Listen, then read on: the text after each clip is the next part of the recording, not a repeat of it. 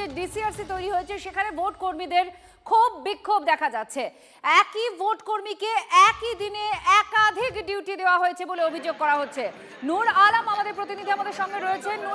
নূর, এটা কি করে সম্ভব হয়, কি অভিযোগ রয়েছে, আর ঊর্ধ্বতন কর্তৃপক্ষ কি বলছে? দেখো, রাত পোহালে কিন্তু দ্বিতীয় দফার ভোট ডিসিআরসিতে চূড়ান্ত তৎপরতা দেখা যাচ্ছে, কিন্তু এই ডিসিআরসি কেন্দ্রে যে সমস্ত ভোট কর্মীরা রয়েছেন তাদের মধ্যে তীব্র ক্ষোভ রয়েছে।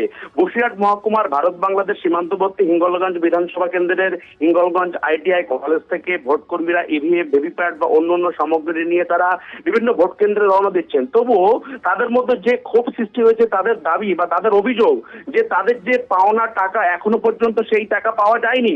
অন্যদিকে একজন ভোট কর্মীকে একাধিক জায়গায় একই দিনে ডিউটি দেওয়া হচ্ছে, সেটা কিভাবে সম্ভব? তারা কিন্তু কমিশনের কাছে এর জবাব চেয়েছেন। এই নিয়ে কিন্তু ভোট কর্মীদের মধ্যে কিন্তু একটা ক্ষোভ সৃষ্টি হয়েছে।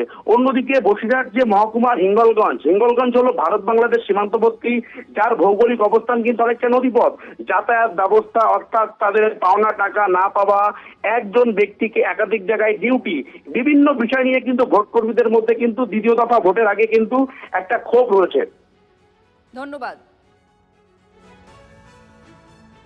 একই সঙ্গে একজনকে 2-3টে ডিউটি দেওয়া হচ্ছে এবং সেই ডেটগুলো সব কোইনসাইড করে যাচ্ছে। তাহলে একই ব্যক্তি 2-3 জায়গায় কি করে অ্যাটেন্ড করবে, সে তার ডিউটিটা কি করে পারফর্ম করবে? আমরা যে ইলেকশন ডিউটি করতে এসেছি, ইলেকশন ডিউটি কোনো টাকা পাওয়া যায়নি।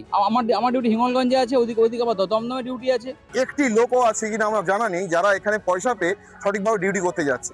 এখানে আসলেই এই কাউন্টার নয় ওই কাউন্টার, ওই কাউন্টার নয় ওই কাউন্টার, এই কাউন্টার বাজিতেই আমরা মোটামুটি, যেহেতু সরকারি চাকরি করি, আমরা কাউকে গালাগাল করতে পারি না, এটা আমাদের অফেন্স। ওই জন্য আমাদের এগুলো সহ্য করতে হচ্ছে। এরা ভয় পেয়ে ডিউটিতে যাচ্ছে, কেউ মনে খুশিতে ডিউটিতে যাচ্ছে না, কারণ এরা পয়সা এখনো পায়।